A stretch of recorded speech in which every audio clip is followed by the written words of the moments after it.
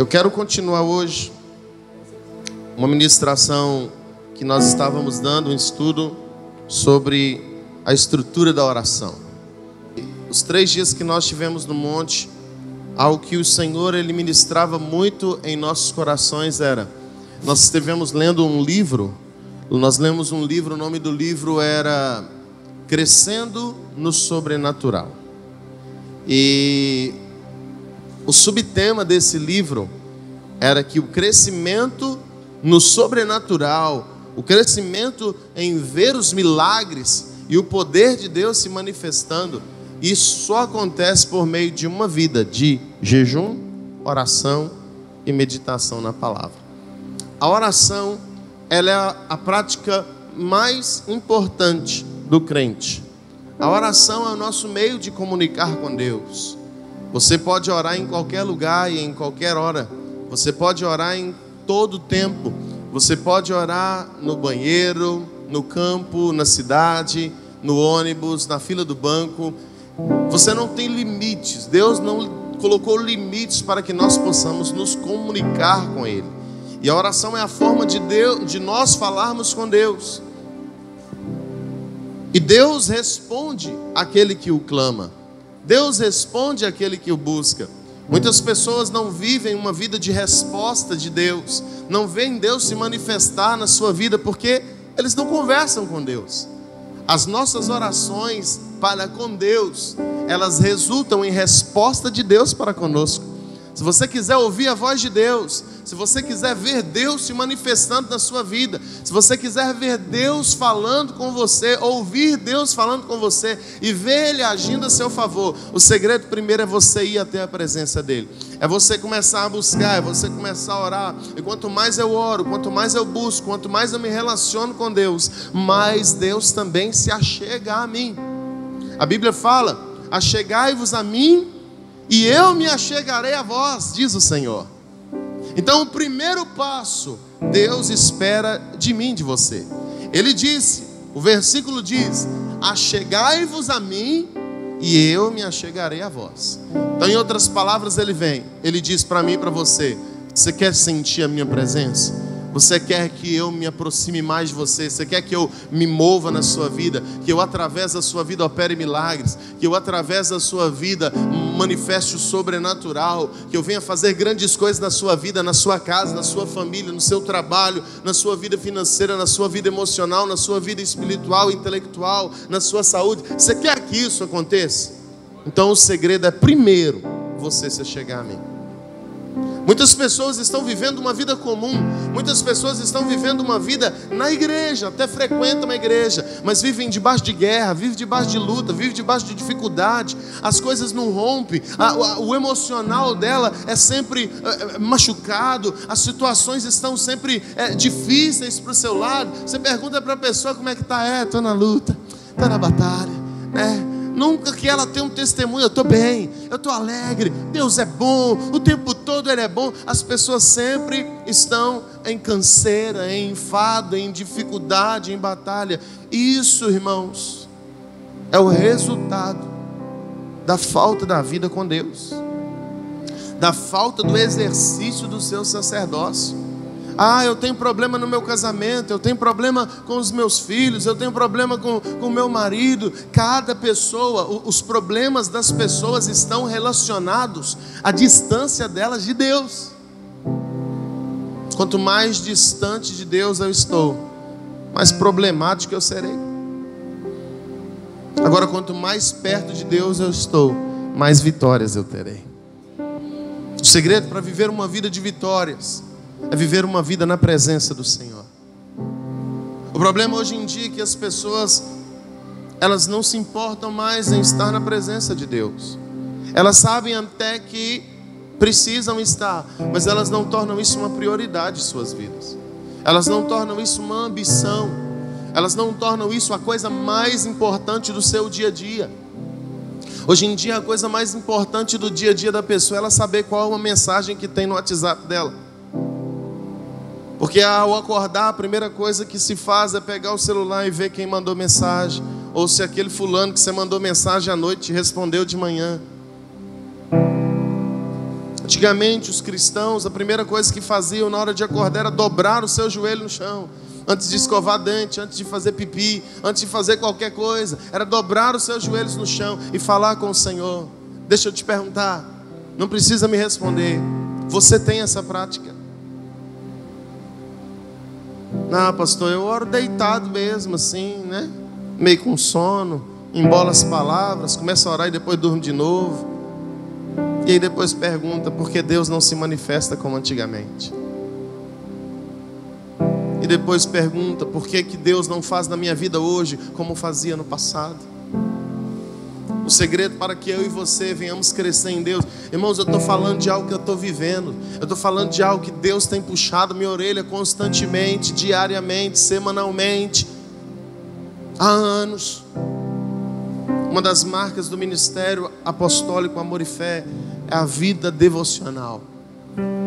Você pode perceber que todos os pregadores da Amor e Fé, e na maioria das pregações que você ouve dos pastores da Amor e Fé, eles vão falar sobre a importância da vida devocional. Porque sem isso, não adianta eu pregar sobre vitória. Não adianta que eu pregar sobre conquista, é a sua bênção, é o que vai chegar.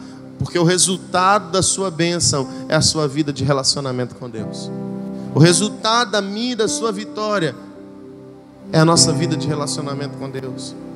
Casamentos destruídos por causa da perca do sacerdócio. Filhos sendo perdidos por causa da perca do sacerdócio. Vidas financeiras destruídas por causa da perca do sacerdócio. Porque deixa eu te falar uma coisa: dizimar e ofertar também é um ato espiritual.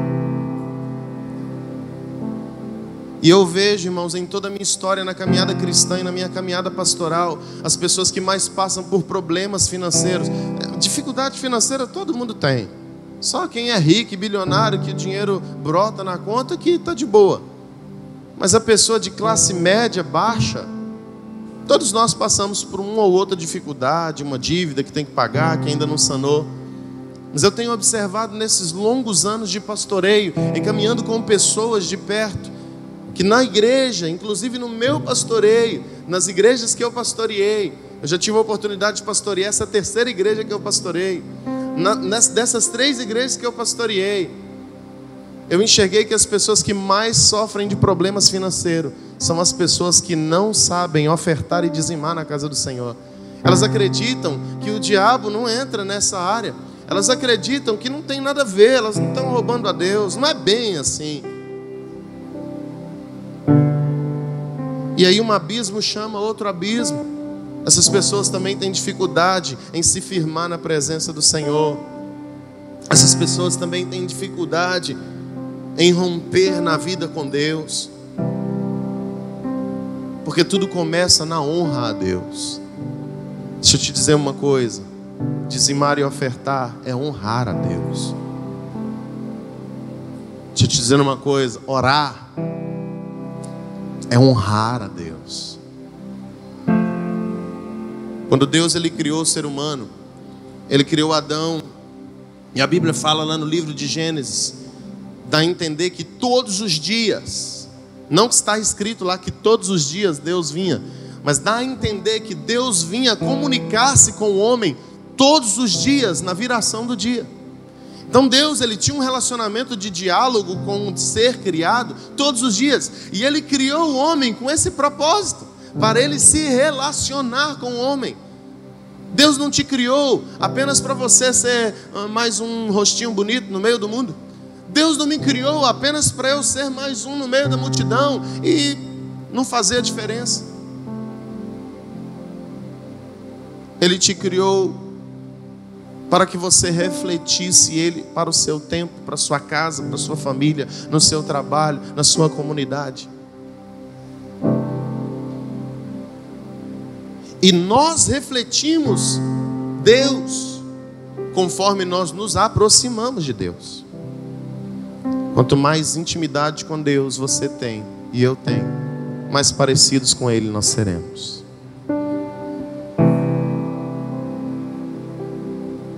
Pessoas que não têm conseguido refletir Jesus para a sua geração, significam que elas estão passando pouco tempo de relacionamento com Jesus. Ou às vezes nenhum tempo. Porque me diga com quem tu andas, que eu direi quem tu és. Esse ditado popular verdadeiro, inclusive, baseia-se nos estudos bíblicos, porque você se assemelha com as pessoas que você se relaciona.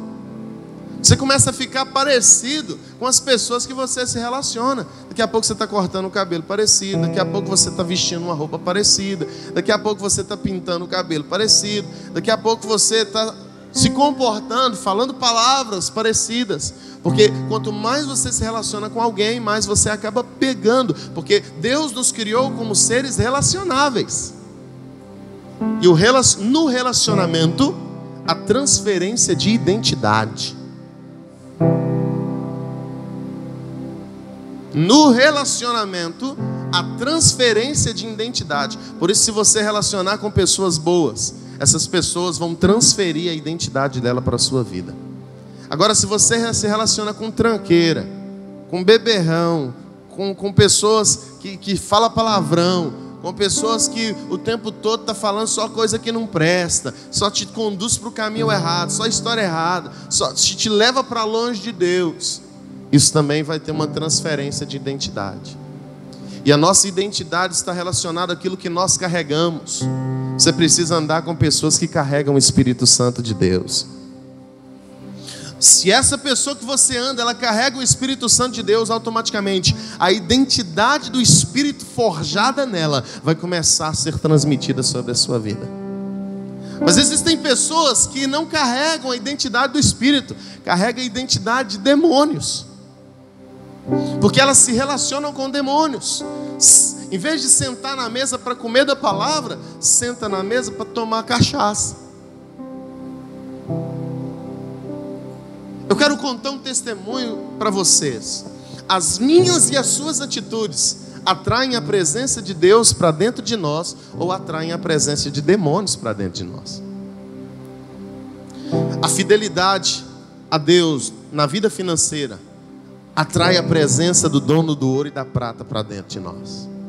Ao passo que a infidelidade e o descontrole financeiro atrai a presença de tranca-rua. Por que eu não consigo prosperar em minha vida? Por que eu não consigo avançar? Por que eu não vejo as coisas subindo de patamar? Por que as coisas se desfazem em minhas mãos? Dá uma olhada como está a sua vida de fidelidade ao Senhor. Se eu ando em santidade, eu atraio a presença do Espírito que é santo, e o Espírito que é santo começa a se manifestar através de mim.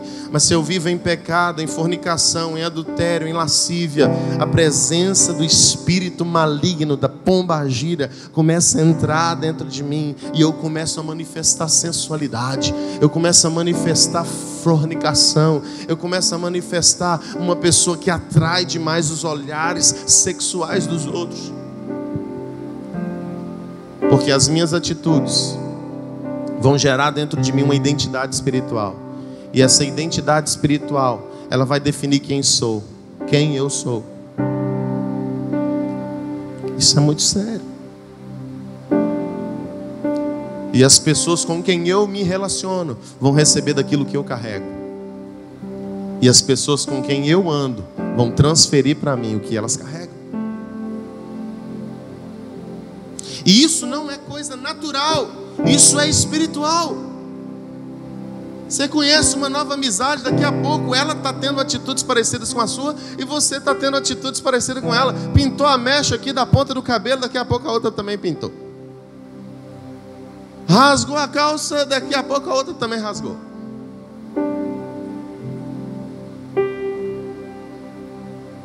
Tem certo tipo de brincadeira, daqui a pouco o outro também está tendo.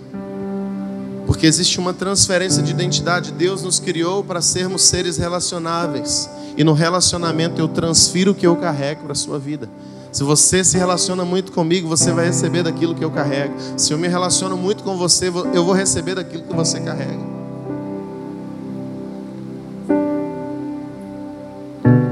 E assim é com Deus. Eu quero contar o testemunho que eu falei. Certa vez nós estávamos vindo da Bahia, a gente estava pastoreando a igreja na Bahia, em Teixeira de Freitas. E a gente vindo da Bahia para Minas Gerais, para BH, para fazer um congresso. A gente estava sentado, a minha esposa, eu e os meus 2 filhos, na poltrona do ônibus. E do outro lado estava uma moça.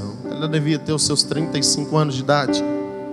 E aí de repente o ônibus arrancou, saiu da rodoviária, pegou a pista. Na hora que o ônibus pegou a pista, essa mulher começou a pendurar em cima da cortina do ônibus e começou a gritar: eu vou matar ela, eu vou matar ela. Aí o pessoal que estava no ônibus: motorista, para o ônibus, a moça está passando mal. E aí a mulher, eu não tinha percebido direito. Aí o espírito maligno, a mulher começou a dizer assim: ela é minha, vou matar ela, dentro do ônibus. Aí o motorista reduziu a velocidade. Ele falou o seguinte: vocês querem que eu pare? Vai precisar de parar? Eu falei: não, motorista, é demônio, isso é espiritual, eu sou pastor, pode deixar que eu resolvo aqui, segue viagem. Aí o pessoal da frente começou a virar para trás e observar o que estava acontecendo ali, o processo de libertação. 2 senhorinhas que estavam no banco de trás também começou a ver a situação e olhou. Eu falei: gente, isso aqui não é show não, isso aqui é algo sério. Os espíritos malignos estão tentando destruir a vida dessa mulher. Então pode sentar aí, intercede aí. E aí eu comecei no processo de batalha. O primeiro espírito que se manifestou foi o espírito de Zé Pilintra. O espírito de Zé Pilintra é o espírito que trabalha em pessoas que usam bebidas alcoólicas, vícios, cigarro, drogas. Zé Pilintra é o espírito da malandragem, é o espírito que faz a pessoa gastar dinheiro naquilo que não é pão. É o espírito que faz a pessoa não investir na família, investir naquilo que vai a destruir. O espírito de Zé Pilintra, ele caminha junto com 2 outros espíritos: o espírito de Tranca-Rua e o espírito de Pombagira. E foram exatamente esses 3 demônios que se manifestaram na mulher.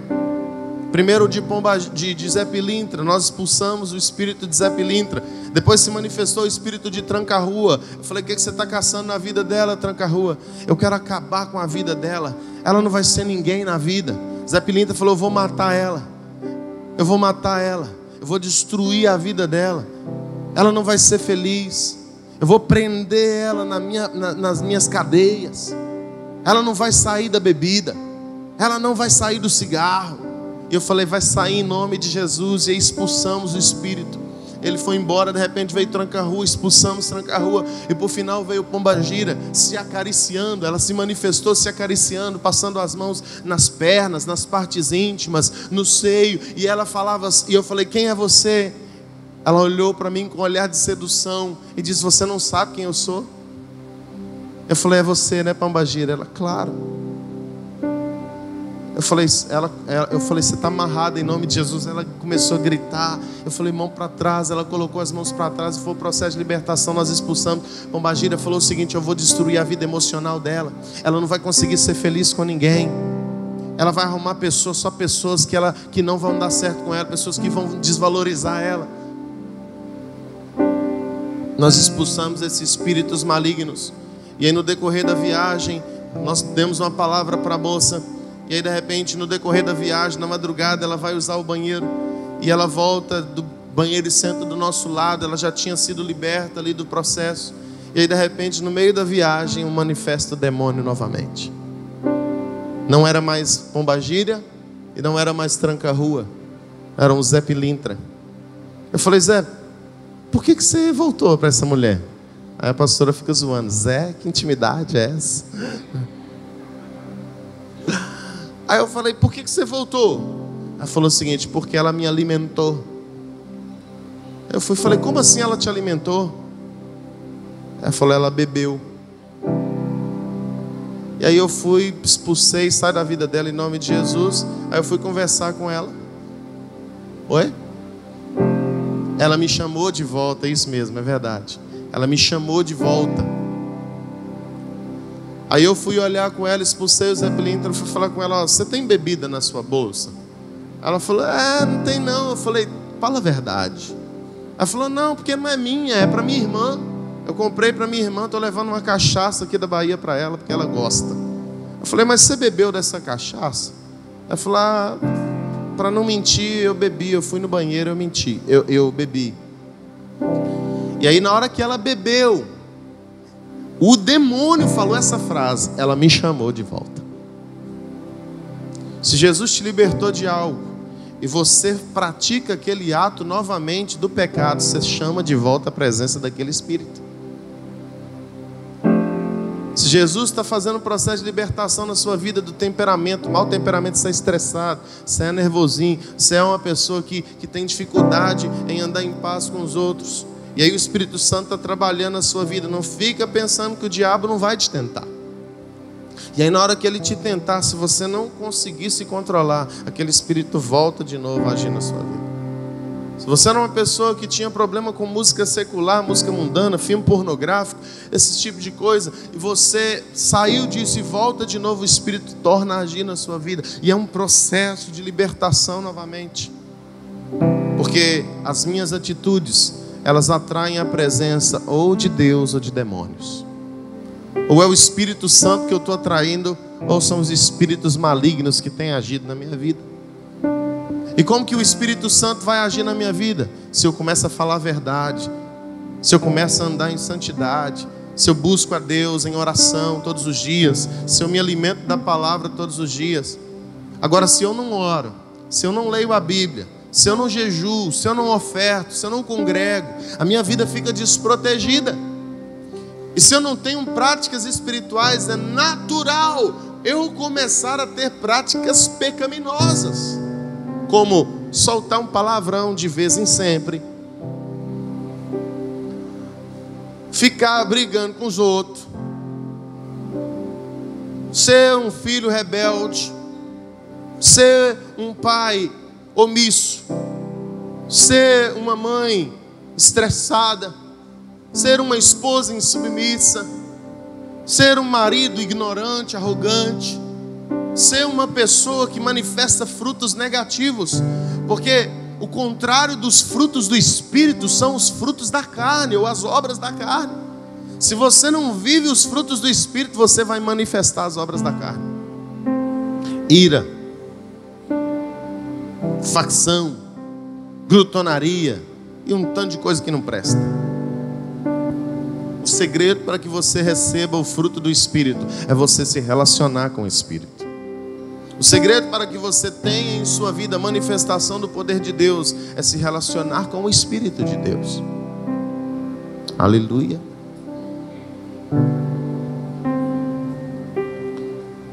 Eu não sou uma pessoa paciente porque eu gosto, porque eu quero. É porque eu me relaciono com um ser que a essência dele é a paciência.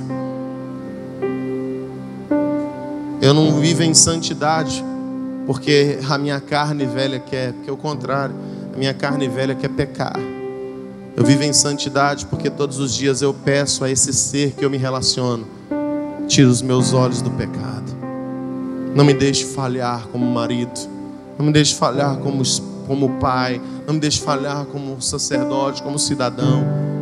Eu não quero trair a minha esposa, eu não quero pecar contra ti, eu não quero trair os meus filhos, eu não quero trair a minha comunidade cristã, eu não quero ser uma pessoa imoral, eu não quero ser uma pessoa injusta, eu não quero ser uma pessoa mentirosa, eu não quero ser uma pessoa impura. Essas são as minhas orações de todo dia, e são essas orações que trazem a resposta de Deus para mim. Se você não ora a Deus, você não vai obter resposta de Deus. O Senhor Jesus, Ele disse: pedi, pedi e dar-se-vos-á. Buscai e acharei, batei e abrir-se-vos-á. Porque todo aquele que pede, recebe. Todo aquele que busca, encontra. E todo aquele que bate, a porta se abre.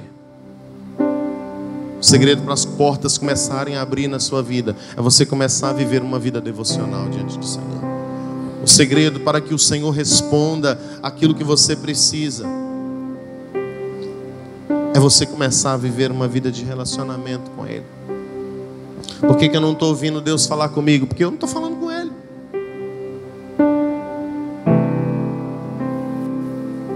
Você quer que Deus fale com você? Comece o diálogo. Comece o diálogo. Buscar-me-eis e me achareis. Serei achado de vós. Achegai-vos a mim e eu me achegarei a vós. Às vezes o Senhor está distante. Não é porque Ele quer, é porque nós nos afastamos. E muitas vezes nós nos afastamos de Deus para nos aproximar de coisas do mundo, como celular, joguinho, amizades, afazeres diários, afazeres domésticos.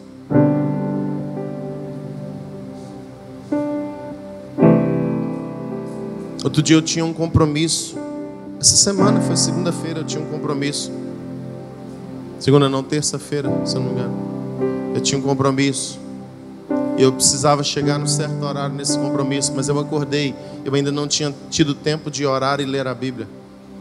Eu fui pedir para remarcar o compromisso, porque eu falei, eu não posso sair daqui sem orar. Eu não posso sair daqui sem me falar com Deus. Eu não posso sair daqui sem ouvir Deus falar comigo. Disso depende o sucesso do meu dia. Começa a chamar a presença de Deus para dentro da sua casa. Começa a chamar a presença de Deus para dentro da sua família. Sabe por que está tendo contenda na sua casa? Sabe por que está tendo problema no seu trabalho? Porque existem espíritos malignos se levantando contra a sua vida, contra a sua família. E a Bíblia diz que a nossa luta não é contra a carne nem sangue. A nossa luta não é contra o nosso pai, o nosso irmão, nosso esposo, nosso vizinho, nosso patrão. A nossa luta é contra um capeta que está agindo na vida dele para tirar a minha paz. Então eu não tenho que ficar com raiva da pessoa. Eu tenho que ficar com raiva do capiroto que está me avacalhando. Eu tenho que pisar na cabeça da serpente. Por isso que eu falei no início dessa ministração, nós temos que pisar na cabeça do diabo. E se você pisa na cabeça do diabo, irmão, não é quando você discute com as pessoas, é quando você, em vez de discutir com as pessoas, vai para a oração e repreende o demônio. Se levantou contra mim, a tendência natural humana é querer justiça própria, é se defender. Mas deixa eu te dizer uma coisa: é melhor deixar Deus nos defender do que a gente se defender. Porque às vezes a gente se defender, a gente se machuca mais. Outro dia eu estava falando com não sei quem. E ele falando o seguinte: é melhor fugir de uma briga do que sair todo machucado.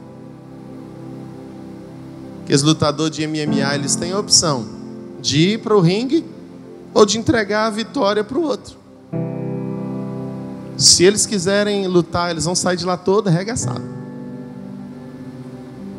Corre o risco ainda de, além de sair todo machucado, ainda perder a guerra de todo jeito. Eu aprendi que a guerra do crente, ela não é na força do braço. A guerra do crente é de joelho no chão, em jejum e oração.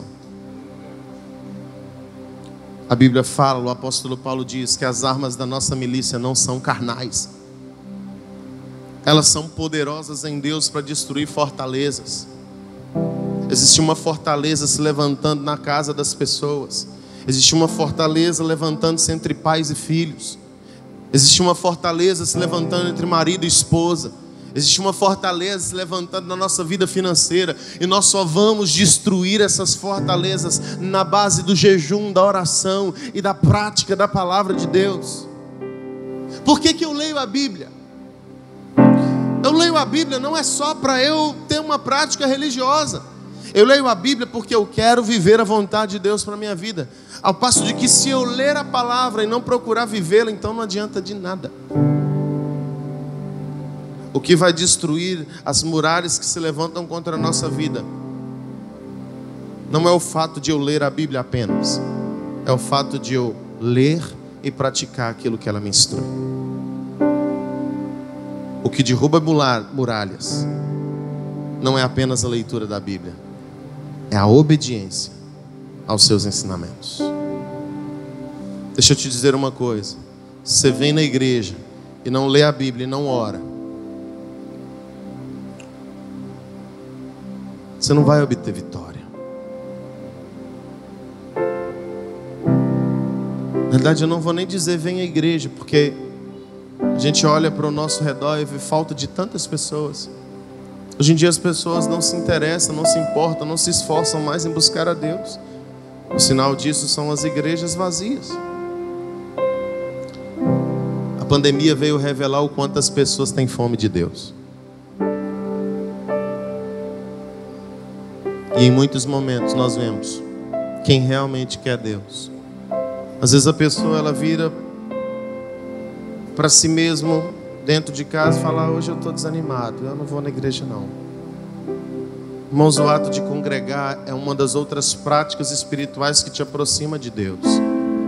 A oração te aproxima de Deus, a leitura bíblica te aproxima de Deus, o jejum te aproxima de Deus, a adoração te aproxima de Deus e congregar te aproxima de Deus. Eu não posso fazer uma só das práticas. Claro que é melhor fazer uma do que nenhuma. Mas quanto mais você vai crescendo nas práticas espirituais, mais você vai crescendo em vitória, mais você vai crescendo em conquista, mais você vai vendo os milagres de Deus se manifestar na sua vida. Eu estou com um problema na garganta e por isso que eu tenho cantado pouco.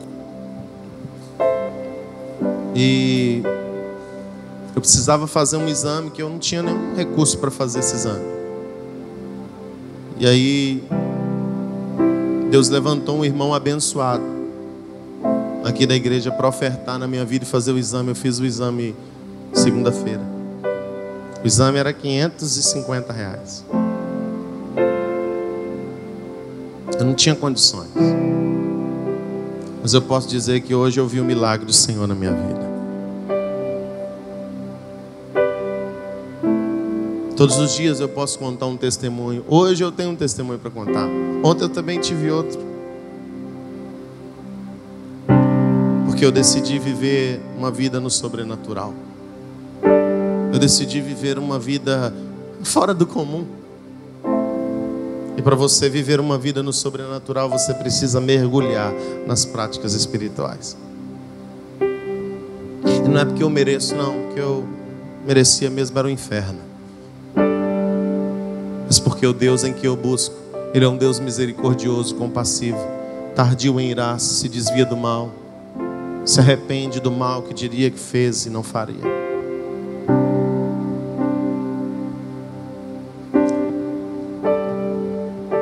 Se arrepende do mal que disse que faria e não fez.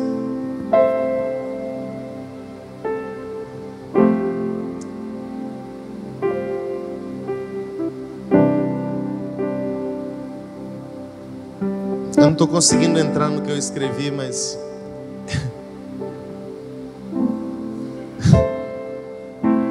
fazer o que, né? Fazer o que, né?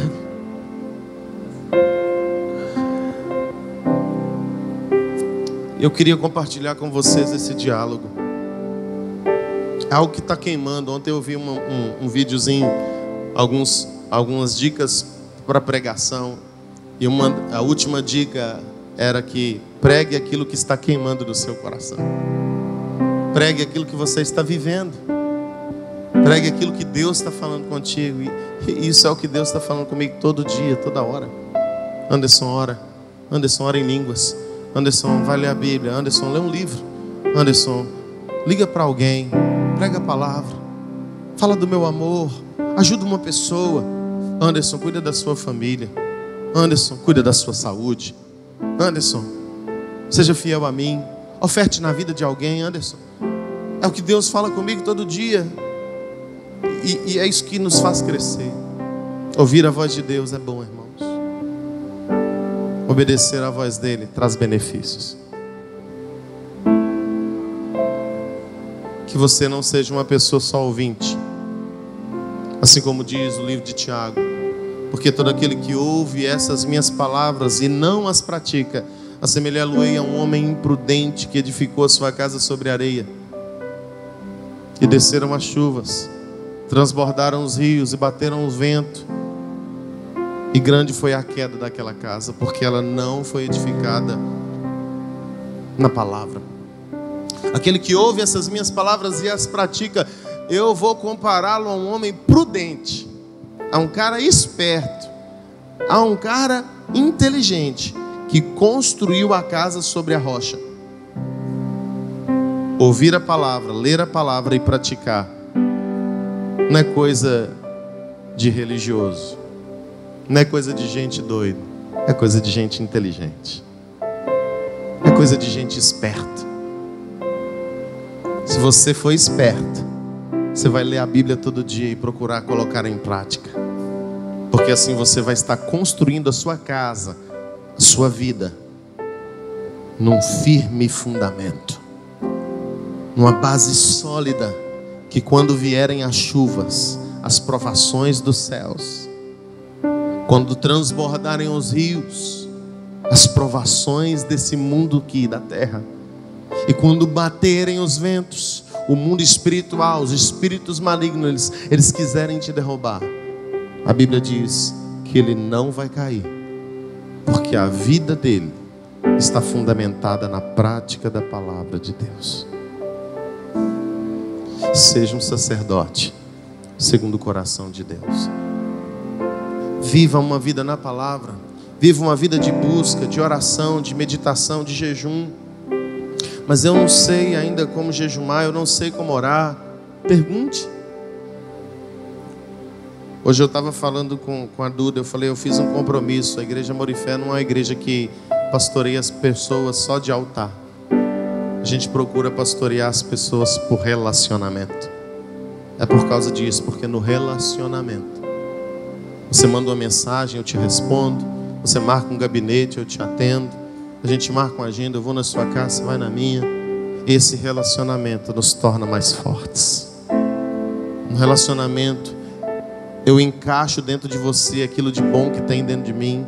Eu recebo daquilo de bom que há em você para mim. E nós vamos nos edificando, vamos nos fortalecendo. As brechas, as lacunas do nosso ser vão sendo preenchidas. Isso tudo acontece no relacionamento. E por isso que você precisa congregar. Quando você não congrega, é como se você estivesse distante do lugar da vida. Quando você não se relaciona, você vive a mesma vida, você vive os mesmos problemas, ano após ano. Mas quando você decide se relacionar com alguém que você sabe que tem aquilo que você precisa, aí aquilo que a pessoa tem que você precisa começa a preencher aquela lacuna do seu ser. Muralhas são derrubadas. O vazio é preenchido. A fraqueza é destruída e vem força. A tristeza se transforma em alegria. O erro se transforma em acerto. E assim nós vamos crescendo de fé em fé e de glória em glória. É burrice caminhar sozinho. Deixa eu dizer uma coisa para você. Não seja burro. Não seja idiota. Não seja Zé Mané. Não caminhe sozinho. Como diria o poeta Rei Julian de Madagascar, não seja um bocó. Tem gente que é um gigante bocó,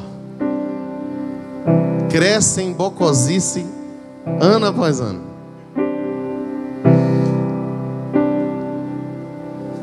Você não vai ser bocó quando você andar em comunidade, mas ande próximos de pessoas que carregam a vida de Deus, e se afastem de pessoas que carregam a vida de trevas.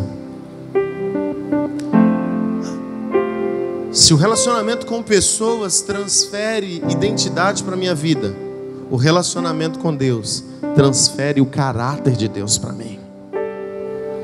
Salmo 115 diz que nós nos tornamos semelhantes àquele que nós adoramos. Deus é santo. Se você relaciona com Deus, você começa a viver em santidade. Deus é rico, o ser todo-poderoso, dono do universo.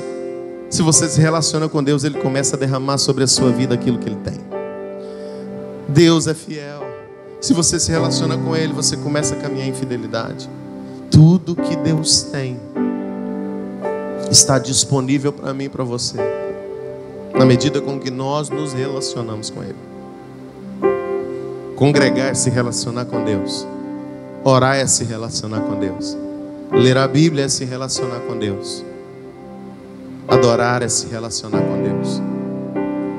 Evangelizar é se relacionar com Deus. Ajudar o próximo é se relacionar com Deus.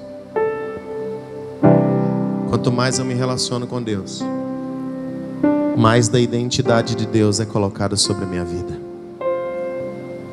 E o que o mundo quer ver não é o rostinho bonito do Charles, não é o rostinho bonito do André, a barba bem feita, né? Cheia, né? A barba cheia, cheia. A barba do André é cheia e dura, né? Cheia de falha e dura de crescer.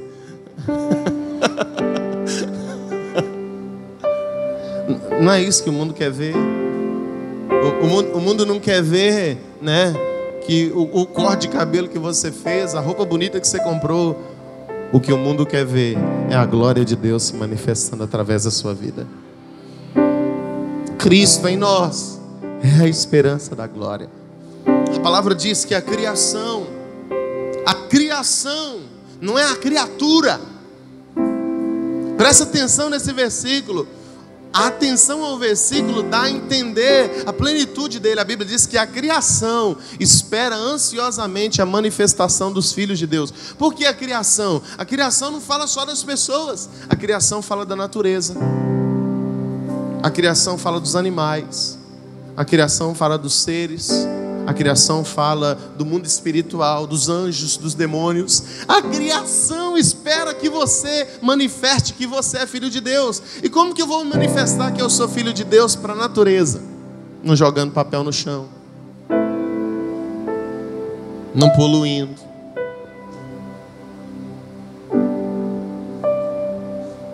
não deixando o copo descartável jogado no chão da igreja. A criação vai ver que eu sou filho de Deus quando eu cuido da natureza. A criação vai ver que eu sou filho de Deus. Como que as pessoas vão ver que eu sou filho de Deus? A criação vai ela aguarda ansiosamente a manifestação dos filhos. As pessoas vão ver que eu sou filho de Deus quando eu sou verdadeiro, quando eu sou justo, quando eu sou amistoso, pacífico, fiel, quando eu sou justo, quando eu sou ajudador, quando eu sou perdoador, quando eu não sou uma pessoa briguenta, quando eu sou uma pessoa de paz, quando eu sou uma pessoa... Isso para todo mundo. A sua família espera ver que você é filho de Deus. Seus amigos de escola, seus amigos do trabalho esperam ver que você é filho de Deus. A criação aguarda ansiosamente pela manifestação dos filhos de Deus. Os animais esperam ver que você é filho de Deus. Você tem mostrado que é filho de Deus para esse mundo.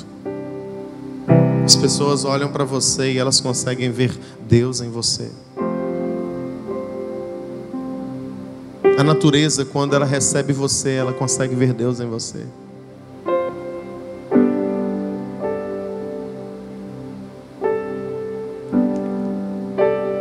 Você tem contribuído para o cuidado da camada de ozônio, você é um bufão.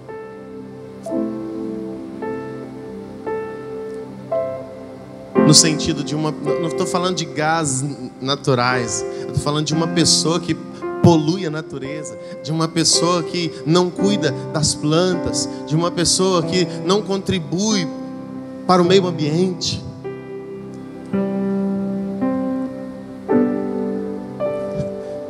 Hein? Você tem mostrado que é filho de Deus para os seus pais. As suas atitudes com o seu marido, sua esposa, tem mostrado que você é o filho de Deus, os seus filhos, os seus amigos. O filho de Deus é aquele que tem atitudes que Deus tem.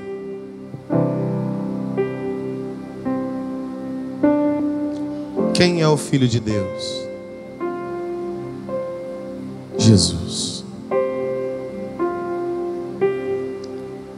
Por isso que nós precisamos ser imitadores de Cristo. Porque a criação deseja ver Cristo em nós, que é a esperança da glória. O Brasil, ele está vivendo um tempo de crise. As nações estão vivendo um tempo de crise. A sociedade está cada dia mais afundando no lamaçal de problemas. A criação espera ver a manifestação dos filhos de Deus.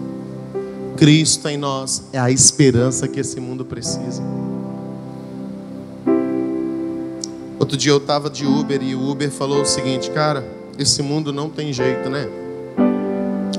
E eu estava lá como um 007, né, espião infiltrado. Eu não falei que eu era crente. Comecei a dar corda para ele. No final eu falei com ele: aceita Jesus. Eu sou um pastor. E aí eu falei com ele: você talvez não consiga mudar o mundo inteiro, o planeta Terra, mas existe um mundo que é seu, e esse você pode mudar. Você pode mudar o seu mundo. O seu mundo é sua casa. O seu mundo é os seus amigos de escola. O seu mundo é você mesmo.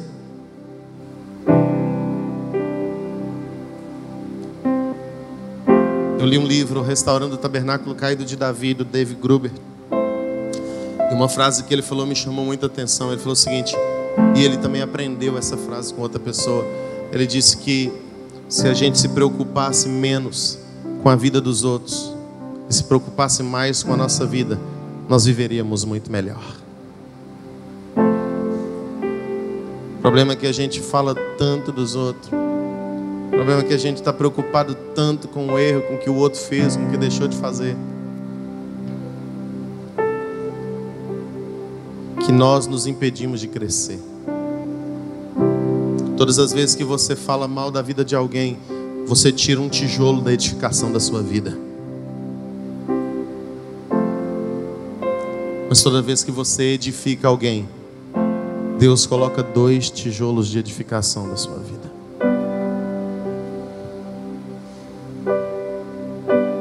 Porque quando eu falo mal da vida de alguém, eu estou destruindo a imagem de alguém. Agora, quando eu ajudo outra pessoa, eu estou construindo uma imagem boa na vida dela. Não fala mal daquilo que você não pode mudar, ou daquilo que você nem se esforçou para ajudar. Seja você um canal de edificação, um canal de vida. Ah, mas o fulano... Tá, fulano, deixa o fulano. E você? Ah, mas meu pai é... Tá, seu pai... E você? Ah, mas meu marido... Tá, seu marido. Mas e você? Se preocupe mais em estar bem. Se preocupe mais em fazer a diferença na sua vida. Dê o seu testemunho. Deus muitas vezes está esperando uma mudança nossa para Ele mudar a condição ao nosso redor. A mudança primeiro vem por dentro, para depois vir por fora. A obra de Deus em nós é de dentro para fora. O dia que você mudar, a situação ao seu redor também vai mudar. No dia que a sua mentalidade mudar, a sua condição externa vai mudar. O segredo para uma mudança externa é uma mudança interna. Tudo começa na vida devocional. Tudo começa na vida de relacionamento com o céu. Não fique um dia sequer sem falar com Deus. Não fique um dia sequer sem ouvir Deus falar com você. Largue tudo. Desmarque agendas. Faça o possível para você se aproximar desse relacionamento com Deus.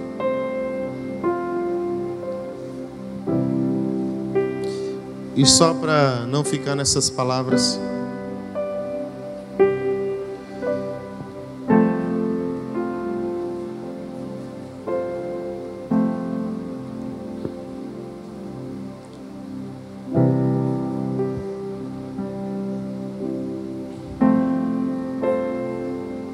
abra sua Bíblia no livro de Colossenses, para a gente encerrar, orar e ir para casa orar mais.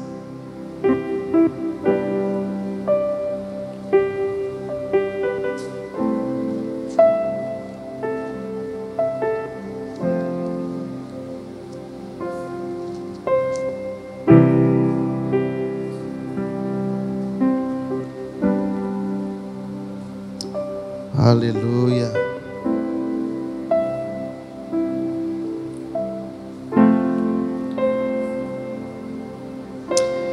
Primeira Tessalonicenses, capítulo 5.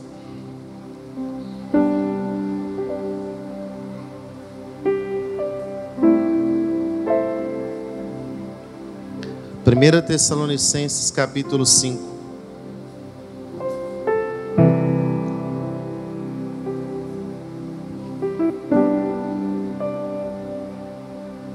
Amém? Todos acharam? 1 Tessalonicenses, capítulo 5, versículo 17. Vamos ler todos juntos? 1, 2, 3. Orai sem cessar.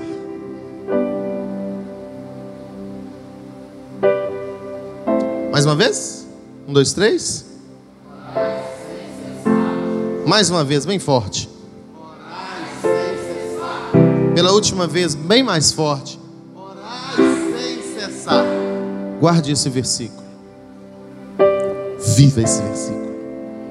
Que você vai ver uma manifestação do céu sobre a sua vida. Orem sem parar de orar. Não pare de orar. 1 Tessalonicenses 5,17. Orai sem cessar.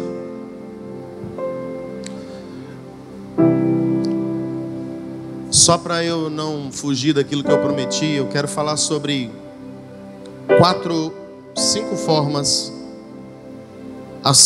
os 5 tópicos de uma oração completa. Primeiro, oração de agradecimento. Todas as vezes que você for orar, chega diante de Deus agradecendo, não pedindo. Obrigado, Senhor, por esse dia, obrigado por essa noite. Obrigado pela sua misericórdia e seu amor. Agradeça Ele por tudo. Segundo, arrependimento. Porque para se chegar diante de Deus é necessário reconhecer os nossos erros. Às vezes as pessoas, elas sabem pedir demais, mas tem coisas que muitas vezes nos impedem de receber aquilo que Deus tem para nos dar ou de ouvir-nos. Então o segundo tópico da oração, de todas as orações que você fizer, é o arrependimento. Terceiro, só um demônio aqui do templo. Meu Deus. Terceiro, oração de petição. Depois que você agradeceu, depois que você se arrependeu dos seus pecados, confessou a Deus. Toda vez que eu orar, pastor, preciso fazer isso? Sim, é bom. Você vai orar por alguém. Antes de você orar por alguém, ore pedindo perdão pelos seus pecados. Agradece. Jesus, antes de multiplicar os pães, Ele falou: Senhor, eu te agradeço, porque o Senhor me ouve. Aliás, o Senhor sempre me ouve. Eu te agradeço.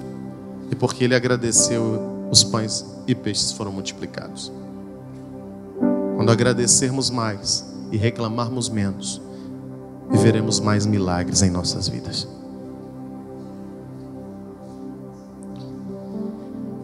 Terceira é a petição. Depois de você agradecer, se arrepender, e você começa a pedir: Senhor, eu quero pedir ao Senhor que me dê vergonha na cara. Senhor, me ajuda a deixar de ser sem vergonha. Senhor, me ajuda a ser um dizimista fiel. Me ajuda a ser um bom marido. Por favor, me ajuda a ser uma boa esposa, um bom pai, um bom filho. Me ajuda a ser um bom cidadão. Tira da minha mente esses pensamentos errados que eu estou tendo. Me ajuda a ser fiel. Eu te peço por mim. E aí depois a intercessão.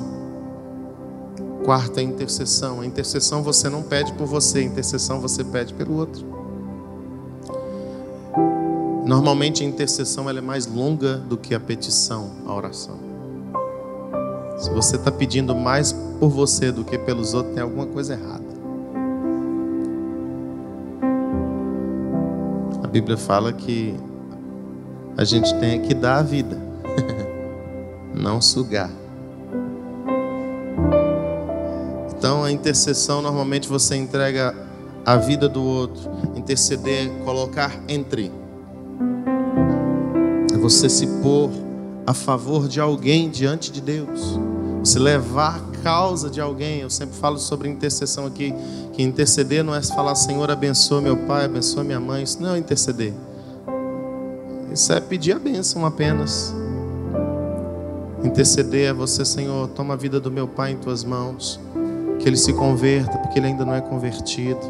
Senhor, transforma a vida do meu pai, tira ele da vida de vícios, ensina ele a ser um bom cidadão, ajude que ele seja santo. Senhor, meu pai está passando por esse problema de saúde, tira essa enfermidade da vida dele. Senhor, meu pai, ele está tendo problema com a minha mãe, ajude ele a ser um melhor marido. Senhor, meu pai, ele não me deu a mesada esse mês.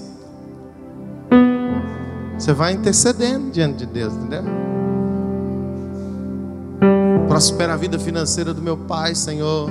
Prospera o seu chamado, o seu ministério, que ele venha cumprir a sua vontade para a vida. Isso é interceder. É quando você pega a causa da vida da pessoa e apresenta diante de Deus. Amém? E o quinto ponto é a adoração.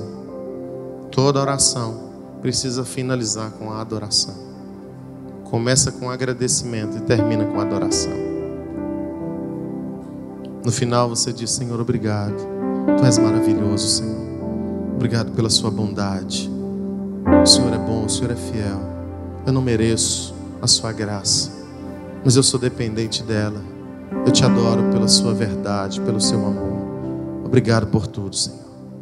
Amém. Essa é a estrutura de uma oração correta. Todas as vezes que você for orar, é bom que você use a prática desses tópicos de oração.